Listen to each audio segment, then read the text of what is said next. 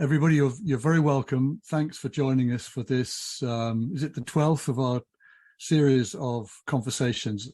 If you haven't been here before, it's the first Thursday of every month, and it's pretty much always at 1500 UTC, which is the Universal Time, new name for Greenwich Mean Time. So you can always rely on it being at that time. I'm really happy to welcome today Rui Caminha from VIA, although he'll tell you they're about to change their name, I believe, to encompass perhaps a wider range of information design. VIA is a leading company in Brazil, specializing in visual law, and we've heard a lot about visual law in the Triple ID in recent years, and I'm very involved with it myself, mostly in contract design. And so it's the growing area, it seems. I'm very excited to see what's happening in Brazil. This talk and the next two or three will be presented by people who've won awards at the Triple ID Awards, which were announced last week in the prize giving. We had some ceremonies online and in Vienna at the Vision Plus conference. So this is introducing me to people I didn't know before.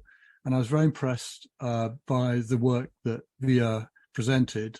And Rui's going to tell us more about it now. Rui is himself a lawyer, digital entrepreneur, and now an information designer. So you're very welcome, Rui. Share your slides and take over. Just to say to everybody, just to remind you, we're recording this. And secondly, if you have any questions, please put them in chat and we'll pick up on them when Rui finishes. Over to you. Okay, thank you, Rob, for the introduction. And everyone can listen to me well, can see me so far? It's okay? Okay, great. So we are very honored to be here, as I was talking earlier with Rob, and we are moving Villa Visual Law Studio to broader ventures into information design. So for us, to be one of the awarded in the Triple I Award is something very distinguished, something that's also our landmark on our journey. And of course, I'm very happy to be sharing a little bit of our work, a little bit of what we're doing in Brazil, but also in other countries already with this public that I know that's top, very well, very good professionals. And I recognize here some of the names of legal design, plain language, and design as a whole.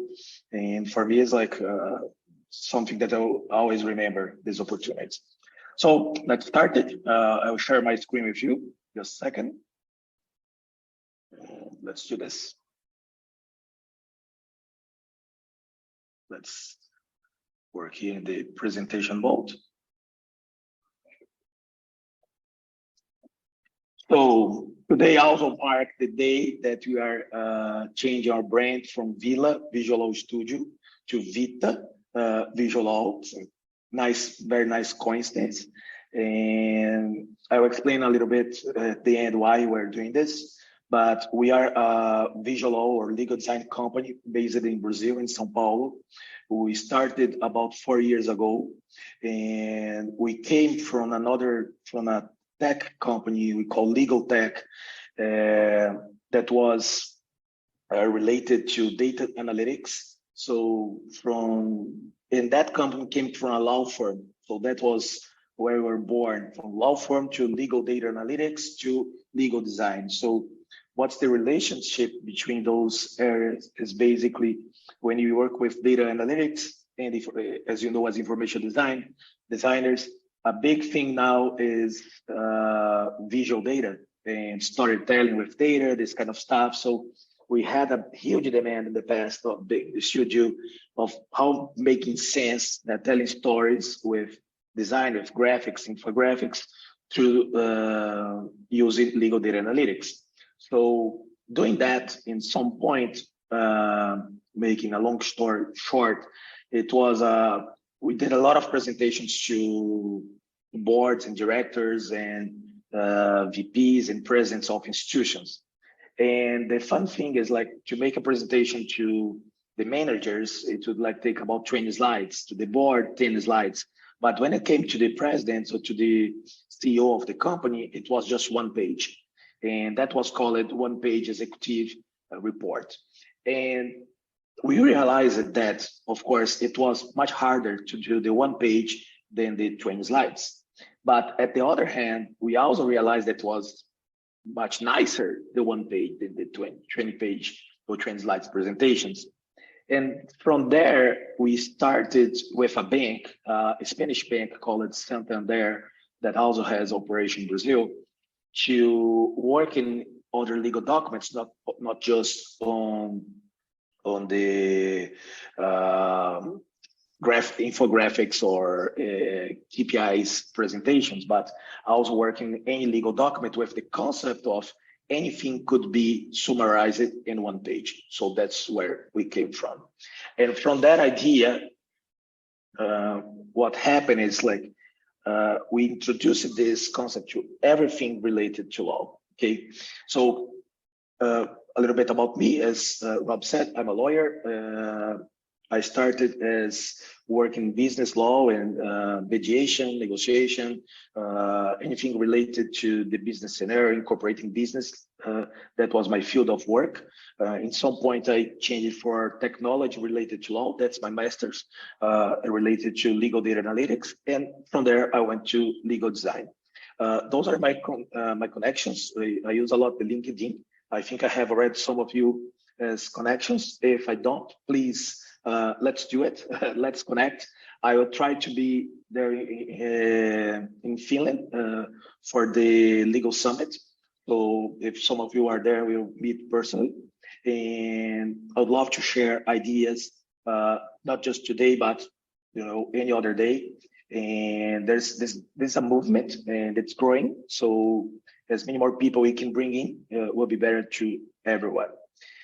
All my presentations, anytime that I talk about legal design and visual law, I like to use a more than 2,000 years old expression from a Greek philosopher that I like a lot, the father of dialectic, Heraclitus de Ephesus, that say that there is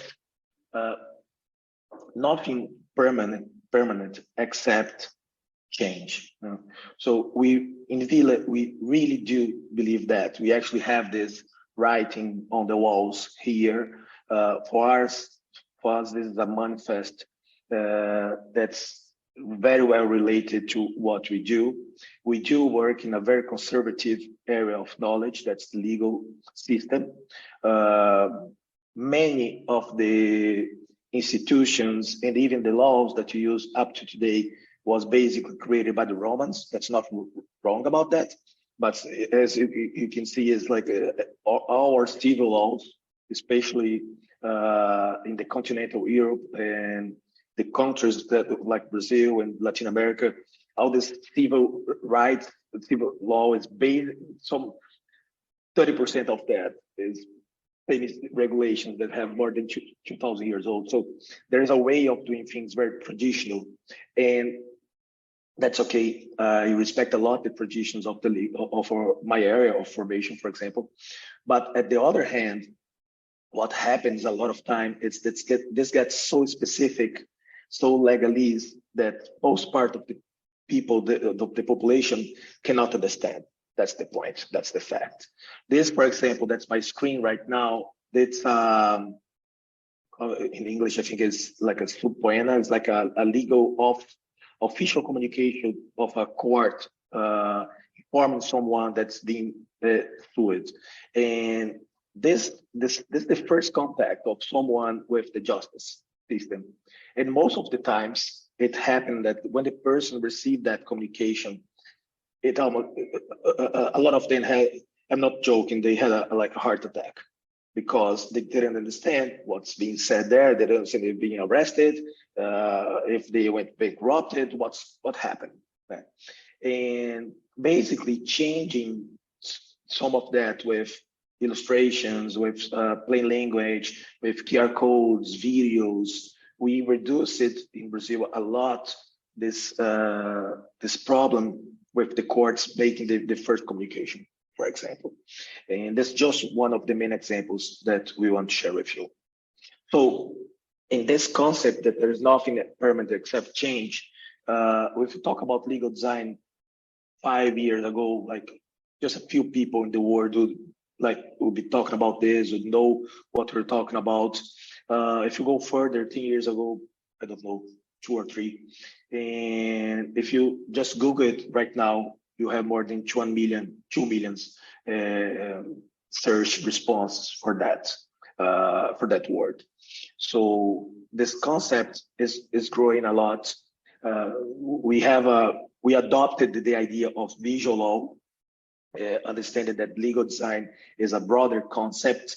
We can talk about legal design restructuring, for example, the work process of a law firm, of a legal department, or developing a new legal technology. So this all can be related to the legal design. And we believe that's a part of legal design that's focused on the communication. So that's where we are. And this we call visual law. Our purpose with that is to connect the law with the real people. I mean the real people because the law is already very connected with the law practitioners, like lawyers, judges, prosecutors, those that are well-versed in the legal area, went to law school. They don't have much problem dealing with law, but those are, of course, a very small portion of the population in any given country. Even in Brazil, we have about almost 2 million lawyers, and that's a lot of lawyers.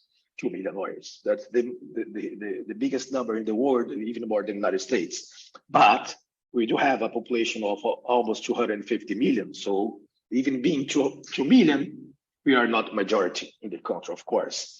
And what I mean is, so what happens with the other guys? We want to do this bridge, okay? By doing that, a little bit about what we believe that's visual law, and I'll try to explain that, saying what it's not and what we believe it is. So we believe that's not something framed, it's not something that's already given. I cannot just give you visual law. We need to construct, we need to build it together. Okay, it is a project, it is a service. It is not just about tech. I do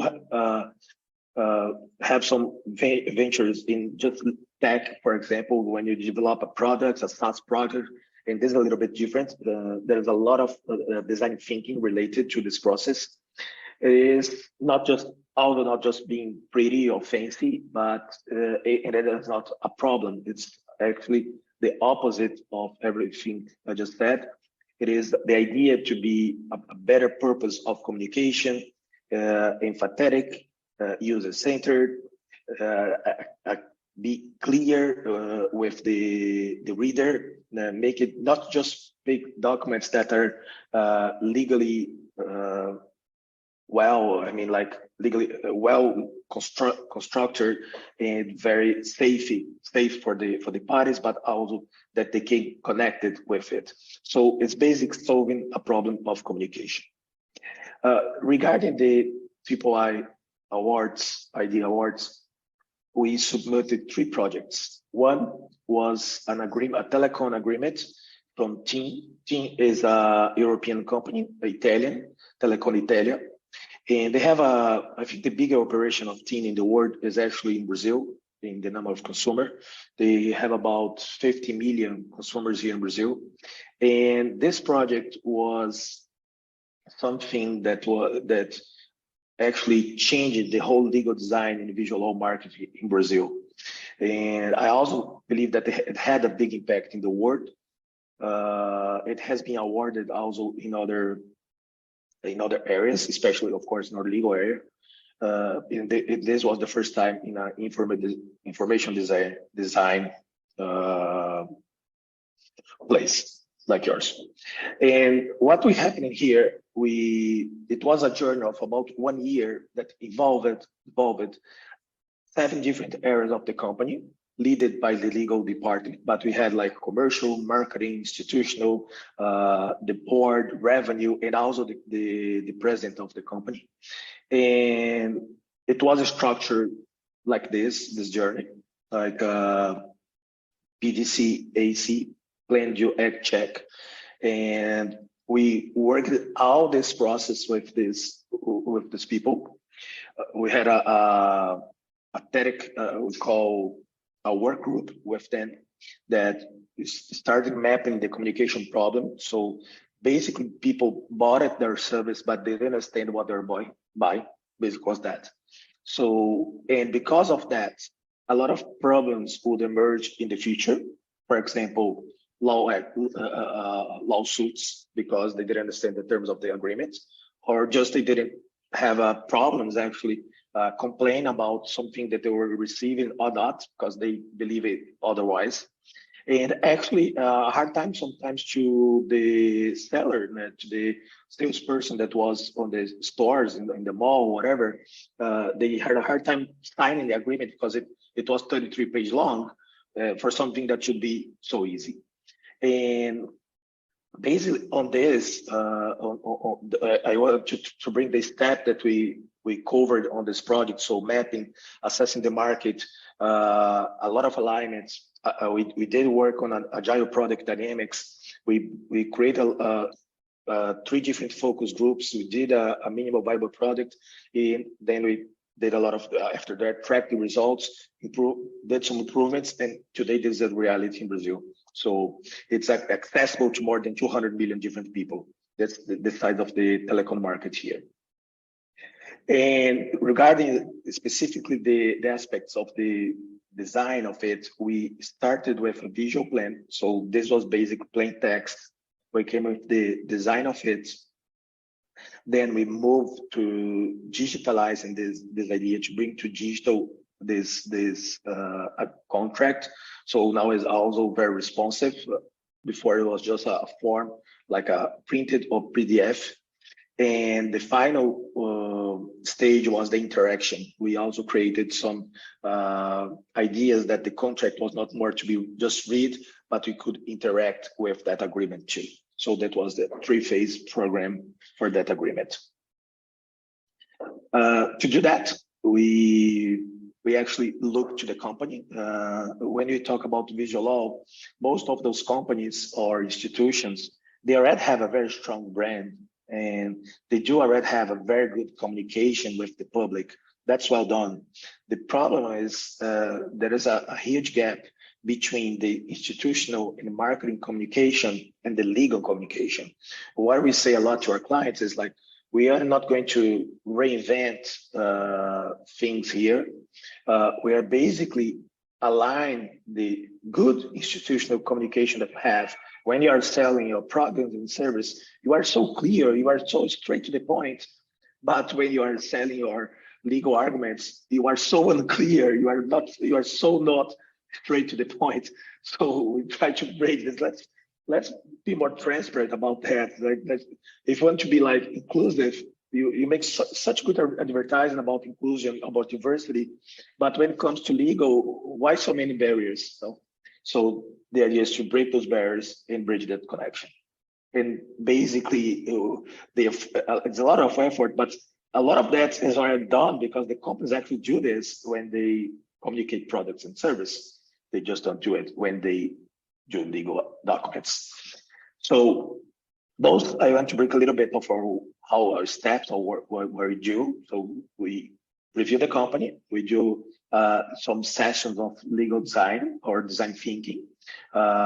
We create prototypes for them. And this created like a style guide for each client, each project. And a lot of discussion, a lot of development goes back and forth. And the final results is something like this. Okay. So we come from the left here for documents, 33 pages to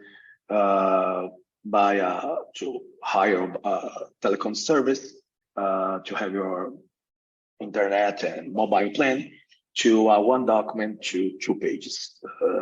And this was like a form physical or digital before, but like you still mark the boxes, if you are like a natural person or a legal entity, you're going to pay credit card or bank account. So it was like little boxes that you need to fill. And the final agreement was was not digital native. I mean, like it is responsive. Okay, and in this agreement, there is no clauses like I declare or I assume or it starts with welcome. So that was the big change, just putting a welcome at the beginning of the agreement. And that started changing people's lives in the way that they saw that company in that moment. As I said before, big numbers behind that, 7 business areas, 35 managers involved, more than 200 people reviewed this document, more than 60 versions, 2,000 hours dedicated to the project. Now we have more than 2 million new contracts issued with a 60 million consumer base and a 220 million total consumer base that can access this document. So this was the winner for the Triple ID Awards, and we call Easy Contracts of Team Telecom Italia. Okay, and I'll pass very quickly here so we can discuss too about the other 2 projects that we submitted. The other 2 projects, I think the interesting about them, that they are both from state courts in Brazil. So Brazil, we are a federation. We do have federal courts and state courts. Each state has its own court. And this was a legal design and plain language court manual. This was very nice because we also have an education branch called Villa Academy, or Vita Academy. And this educational branch actually works, 80% of their clients are from the judiciary, from the legal system, from public entities. And that's basically what happens. Like the courts, they don't have the ways to hire a project, but they do have a way they have like a budget to hire for education. So it's fun because a lot of assumption is that like the judge will never do it because they're judge. Here is like a huge thing to be a judge. So they'll never do this design thing, for example. But they are actually the ones that do more because they cannot hire people to do for them. They don't have the ways of hiring people to do for them. So basically they need to, if they want to use, they need to learn how to use it in practice. So we have been forming more than 2,000 judges of the couple in the last 2 years. And that was, in this case, we did the formation of the NF and also made a small book, a digital book of 50 pages long, that is a manual teaching the judges and the public officers how to use plain language and basic designs in the court, within the court. So that was a very nice work done with them, and now is a reference in Brazil, used by many of the state courts and federal courts, and also the Supreme Court of Brazil. And it teaches in a comprehensive way, an easy way, how to use those techniques to be more accessible for the general public. And that's a great step forward because it is a way that so we imagine in the beginning that the former legal system made by the tribunals, the courts, would be the last ones to adopt this. And actually they were one of the first ones and one of the huge sponsors of this movement here in Brazil. Big sponsors. Even the Supreme Court, they are like very well very open to this idea. So this was also a different project. It's not related. It's not a contract. It's almost a book, a manual, like we used to say here. You use it to teach the judges in public service how to use plain language and legal design. And the last one, the third project that we brought to your knowledge, was the Moot Door Court this was our translation, but the idea is from another state court, and they want to present to the public that, look, there are many ways to access justice, and besides just coming to the courts, because it's very expensive, takes a lot of time. So it was also something interesting, because in some way it was the court itself that has all the power and say, look, okay, I'm here for you, but I would like you to know that you can access what you want. That's basically access to justice through other state or legal systems that we have here. So there were like 9 other doors that you can access before you come to deal with in your case in the court. And this is actually something very important, because what happens in Brazil and other countries is the last 20 years with the communication revolution, with things, that's great, because now a lot of information is more accessible to a big number of a big public. But this also made what happens like, so people is more aware of their rights, and it's more easy to understand, it's more easy to access the legal system, and that's great in so many ways. But what didn't happen, on the other hand, was those systems were not ready for that. So they are dealing with a structural problem that they have a really hard time to process all the demands that they receive. So that's also a way to help the legal administration, the public legal administration, to provide the justice that they need to provide, but in a way that they can do it, because actually the former legal system cannot just receive more legal actions as they do every day. Okay, so a little bit here of some of for example, there's a specific door for domestic violence and another specific door for childhood. We explain a little bit how it works, each door, how they can access. And we also developed the concepts for this, for an app related to that. And now just a little bit of other projects here that's not presented, but what we do, like we do a lot of agreement redesign. This one for real estate. This is terms and conditions for Ferreiro, also Italian company. This we work for Nestlé, for example. Someone here is from Switzerland, and there's an internal guide for promotion, and anything, guys, that's any legal document can be transformed, can be make easier. So basically this. Thank you for your time, and it will be a pleasure here to answer any of your questions and to start a conversation with you. Hope you enjoy it. Hey, Rui, thank you very much. That's a really impressive body of work there. And I like that you're working in different areas. You're doing contracts, you're doing the court system, you're doing internal documents for companies about rules and regulations. So it's the full range of information design problems and solutions there. Be thinking of questions. Has anybody got any questions? They're not in chat yet, but has anybody got any questions? Put your hand up, either your actual hand or the icon. Veronica. Yeah. Thinking back on the TIM project, what was the goal that TIM had in mind when they contacted you? And what did they get what they expected? Because it's good, a long process to arrive at it is. It is. The goal at the beginning was to understand why they had so many lawsuits against them related to the agreement.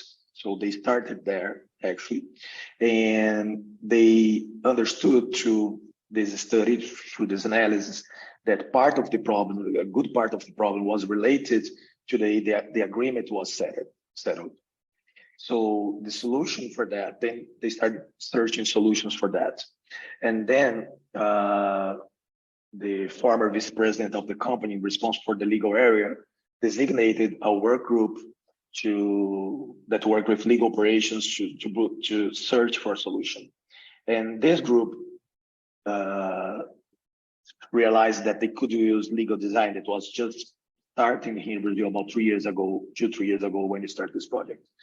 And the idea was, okay, so if people had a hard time to understand our agreement, and because of that, they demand us on courts, let's try to make it easier. So this was their plan. So I want to make an agreement that my client actually understands. And this becomes also something very stated for the company. The president, Pietro Labriola, was very serious about that. So we have a very good sponsorship of him and all the high leaders of the company in the way that we actually do need to have documents that people understand. So that was the goal. And actually, yes, they received it at the end. And it actually was just possible because of this sponsorship. Because it did not change also. It was not, at the end, it was not just a project from the legal department. It was a project led by the legal department, but that involved so many different areas of the company. Okay, thank you. Rui, what happened to the other 31 pages? What was on there? What sort of things were there at first and suddenly? Some areas like telecom, banking, insurance, all over the world are very regulated. So a lot of those pages is about those regulations. And before we bring this contract to the market, we did have some rounds with the regulator agency responsible for telecom in Brazil and presented this document to them. And what we said to them, look, we are still showing this information that you ask us to show, the basic information that any telecom agreement will have it here. People can access this through those QR codes. We also did some plain language work on them. We just don't need to put them in the main agreement because it makes more harder to understand the agreement, the basic what's being settled in the agreement. If you put all this information there, So basically, what was this? They exist. They are there. They are just not in the front page anymore. Okay, so they're online, and you use the QR codes to find it. Okay, so exactly. You've got a layered approach where one of the layers is just not visible. Exactly. Yeah, okay. This is what happened. Did it help that you are yourself a lawyer? Because as designers, sometimes we see the lawyers as kind of the obstructors of change because they defend their legal text, but you were able to come at it as a lawyer and a designer. Oh, it helps a lot, all the time. It helps. In Villa, we do have, like I was introducing Fernanda at the beginning of the call, that's here with us, Isabella Godoy too. We have some of our staff, they are actually lawyers, trained in the design area. So we call them instructor designers for the projects. And they are the one responsible to bridge the legal knowledge, the client or the legal demand with our designers. And this helps a lot because when we don't have this connection, we have a lot of buzz in the middle. So that's something we learn in practice. It helps a lot to have lawyers in the team in our case, or like in my case, to be a lawyer. Okay. Other questions? Anyone else got a question?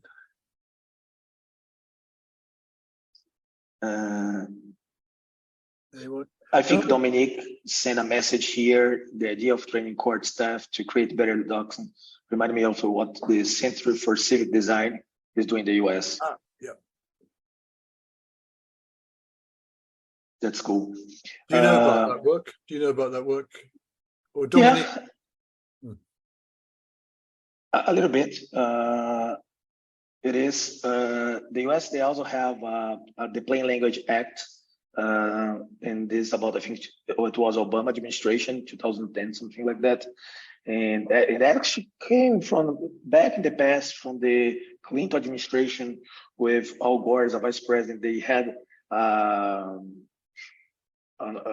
award for at the federal government for those agencies and agencies that use like plain languages. This is about more than 20 years ago. And so the United States has very good initiatives on that area, and especially when you call about the federal public administration. I think it's one of the countries that, and it's interesting because I see a lot of legal design there doing more actually at the public administration than at the private sector sometimes. Thanks for sharing, Dominique. Are you aware of, are you going to look at the judgments or whatever the judges are writing now they've got your advice and your training to see if it's had an effect? Oh, we do. It comes a lot at the media when some things they do like it's, but it's more shiny. It's more like so it's every time that something is done by a judge, it brings some media on it. So yes, we follow up on them, and it is nice because I was talking with one of those judges that we're training, and usually they are very involved with social projects too. They do have their work as a judge, but they are like always involved in some delicate issues, for example, like domestic violence, something big that they always have like those groups focus on that. And they do a lot of pro bono work with them too, to develop like guidelines for how you can act if you are a victim of violent domestic violence and other, or have drugs related problems, and they're very active in many ways. I know a number of us present are lawyers or from a legal background. Have any of you got any questions for Rui about how to apply this work and how to persuade other lawyers or your clients? Does everybody find it this easy? So I know it's not easy, Rui, but I think I'm just really impressed by the breadth of what you're showing us.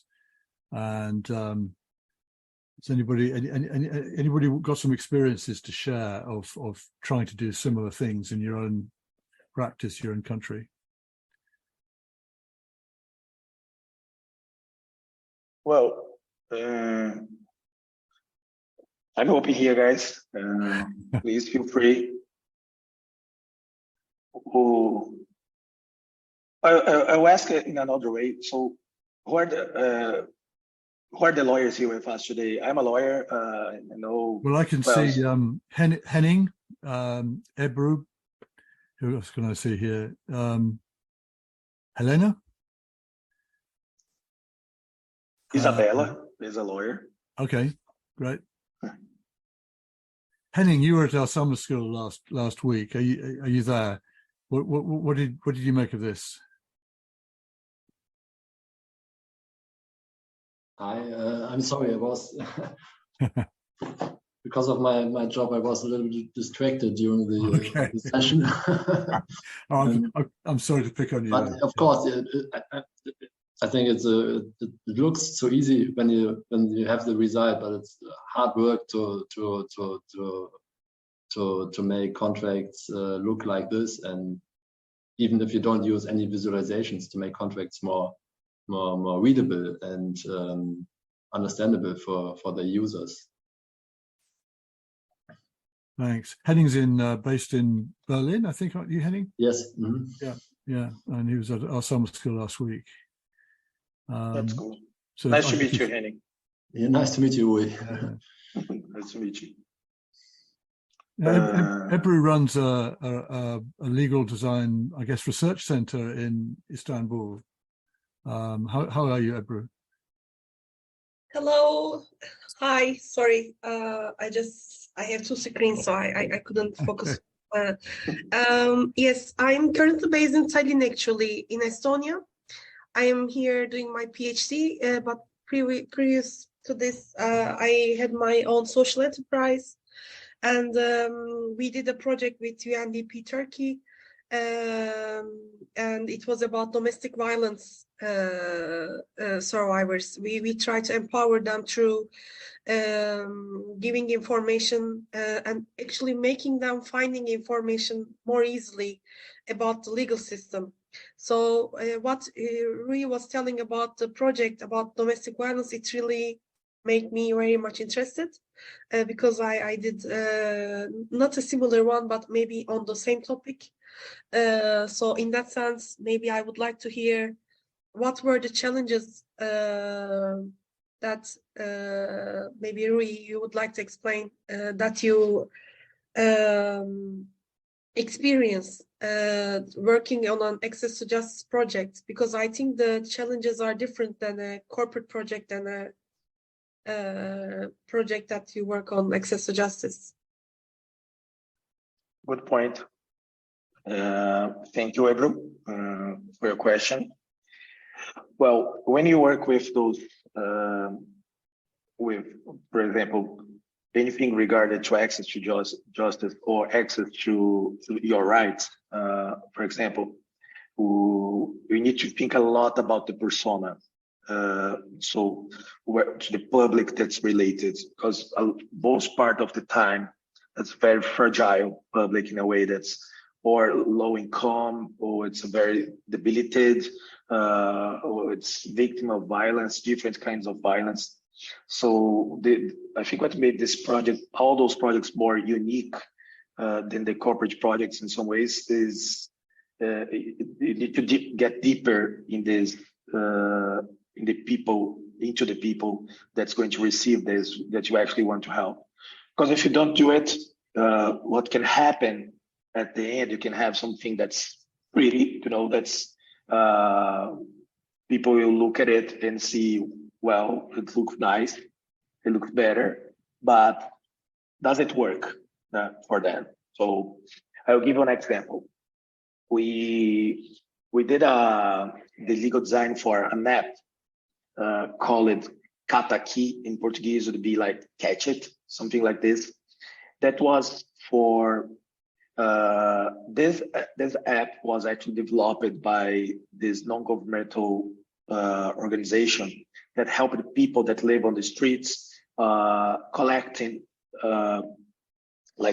cans and other recyclables, and they sell those. So a lot of people in Brazil that lives on the margin of the system, they do this for a living. And so they developed an app for that. And as in Brazil, as in Europe, you have GDPR. We have the protection about the personal information. That's great. So this app had this terms and consent for the GDPR, for local GDPR. And what the people from the app, the developers found, that they are not given the consent. And most of people give the consent to this, like the terms of those terms. Everyone actually does. Everyone does, and they did, and they didn't do it. And they want to understand why they didn't do it. They ask them at some point, and the reason they are not doing that is because they didn't understand the terms of consent, and they were afraid that by consent to that, they are giving some important information to the government in some ways, and that they could lose some benefits that they had. So they are not giving the consent of that. So that was something that was learned on the field. And we brought this to the legal design, for example. So we need to first say, like, this is not related to the government in some ways. You're not going to lose any of your rights that you have. And that, I think that's for me is very emblematic as a project, what happened in this case. So the great difference for me is always we need to search to get deeper in those kind of projects. Did I help? Yes, thank you very much. Nice points. And maybe I can ask one other question very quickly. What are you planning for the rest of the year, for example? Do you have any other access to justice projects or? We are working on an international case with the public defendant officer of the state of São Paulo. It's a case, huge case related to police enforcement, and it's going to an international court, to the Latin American International Court, and maybe later to the global international court, I think in Haia. And this is something huge that we're working on this area. It's not a basic access to justice, but it is related to rights violation through the police brutality. And that's something very interesting that we're working on right now. This is very interesting. Thank you, Rui. Rui, David Dickinson has a question about testing. David, do you want to ask the question yourself? It's in chat, but... Yeah, by all means. Thank you. Rui, thanks for the presentation and all of these great projects you've shown us. You mentioned, I'm interested in the feedback you get from individuals, the sort of end users, the consumers, if you like, of these services, and what their reaction is. So you mentioned focus groups in a typical methodology for one of the projects. I wonder if you also do individual usability testing, and what sort of feedback you get. Well, good question, David. We are bringing in more tools of testing. What we do today is more qualitative interviews with those consumers after or say the people that will actually read or receive those documents. And so basically we do this through focus groups and sometimes through personal interviews, but they are today basically qualitative methods related to it. And it is nice.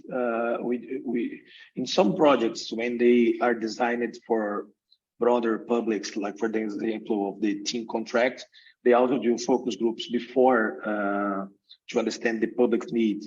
And it's always great to do that, because as I was telling to Brew a little bit earlier, is what can happen if you don't do that, so if you don't listen to the client before and after, is again to develop something that looks fancy, looks nice, but it is still legalese, but just in a fancy way, you know. It's not working for the public. We are presenting something that they actually don't want to see, or it was not their major problem at the beginning. So yes, we do this by qualitative interviews before and after the deliverable of the project. Thank you. I mean, you're so right that it'd be very easy to make it the very attractive materials it produced, but especially with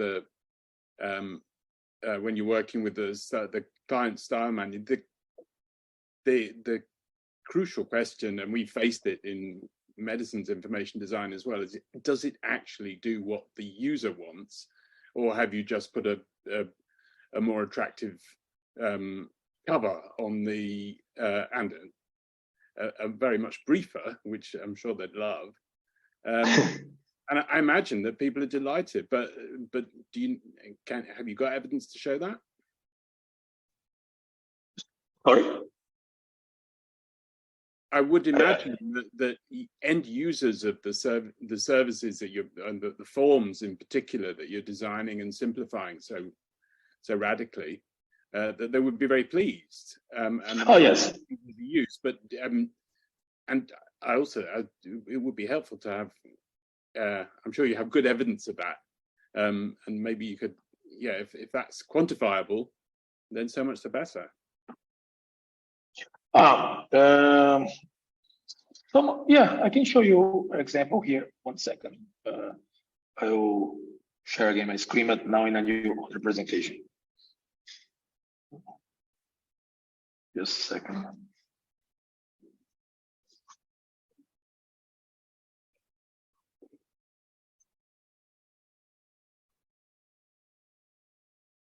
I will present a short video here. The video is more long, but short, just 2 minutes, where you talk about the results And actually, and one of the voices I'll tell about the sponsorships, I think is interesting. 1 second.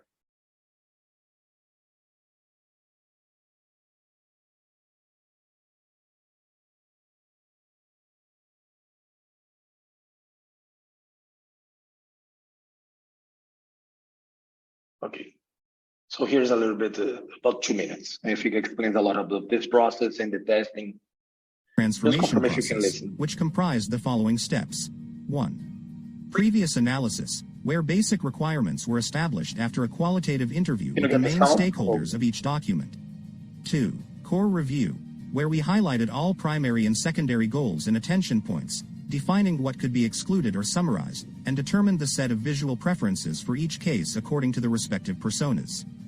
3. Prototype, which was assessed by the project's work group, followed by a review carried out by the focal group. 4. Technical and visual development, and 5. Deliverables, with testing and successive revisions with all groups involved until a final template was agreed upon. This visual and digital transformation project was fully concluded for the litigation documents and is being implemented with regard to contracts. The launch date is confirmed for March 10th. Contracts required an additional service for the creation of a logical document that can be adjusted to more than 30 different versions while maintaining its integrity. The visual and digital transformation project for legal documents exceeded the initial expectations of Tim's legal department, reaching the different divisions of the company as well as millions of customers. The project, which is now incorporated into legal operations good practices, also serves a bigger purpose: legal, digital, and social inclusion. Hi, I'm Alberto Griselli, CEO of Tim Brazil. The telecommunication market. So let's see here.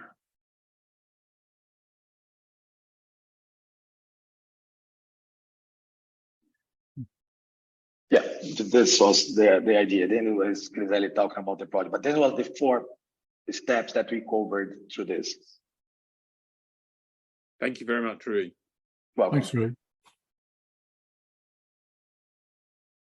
It's interesting. You mentioned the contract has 30 different versions, and often with documents like that, they're I don't know what software was used, but completely personalized documents effectively, can have one version per customer, depending on what products they've got and their history as a customer and so on. And so when you do test, you can only really test sort of in principle with a few of them. You can't pick up absolutely everything. One of the things I used to do that kind of project, and we used to try and get a link between the call center who take the query, who take the phone calls, and very often with those projects, the measure of success is the reduction in calls. So when contracts go out or bills go out, it's quite common to reduce the phone calls coming in by 25-30%, which is a massive saving, for a company we used to work for in the UK, Vodafone and BT, people like that. A huge saving from just reduced calls, and that's kind of a test in itself. But we always used to try and get the call center operators to actually log what the call was about, particularly where it was a case which could be corrected through a change in the wording or the logic that drove the data-driven document. So it's not just testing before it's launched, but it's kind of using the data and the feedback that you get while it's in use for regular reviews of the document. Very, very hard to get organizations to do this, but Yes. we used to try.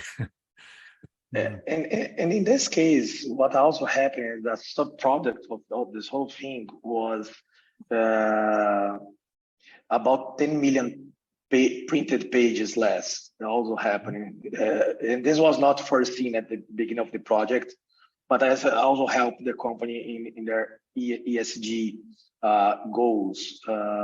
They have about 10 million pages cut from printing after that too.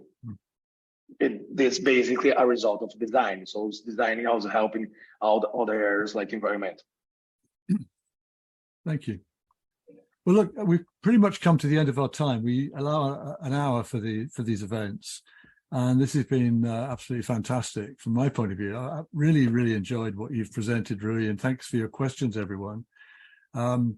Just remains for me to, first of all, remind everybody that we're doing this again next month. It's on the 6th of July. I will write to you all we haven't quite finalized what it's about. It's another of the award winners. So this will be revealed quite soon. But in the meantime, thank you so much, Rui, for presenting. Well done to you and your team. I know a lot of the team are listening now. Well done, guys. You obviously have a fantastic operation there. Do engage with Triple ID. Join us. We do this every month. We have conferences. The newsletter goes out. There's the website. It's the place where information design. We try and coordinate it as a growing field. So thank you, Rui. Thank you, everybody, for joining us. Now let's try and give Rui some applause somehow. I think we can do this through icons or visually. Consider yourself thanked, Rui. Okay. Let's link with each other on LinkedIn. Rui's just sent an invitation. So thanks, everybody. Thank you all. Thank you. Goodbye. Thank you.